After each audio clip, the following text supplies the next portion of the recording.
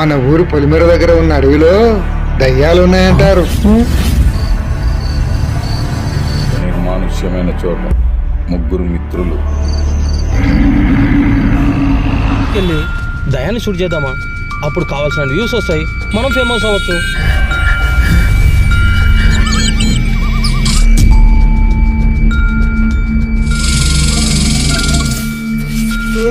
చుట్టూ చీకటి, ఎటు చూసినా ఒక్క మనిషి కూడా లేడు. నువ్వు ఇక్కడ లేకపోతే దట్టమైన అడవి కదరా ఇది, రకరకాల శబ్దాలు. అదేనా? రెడీ.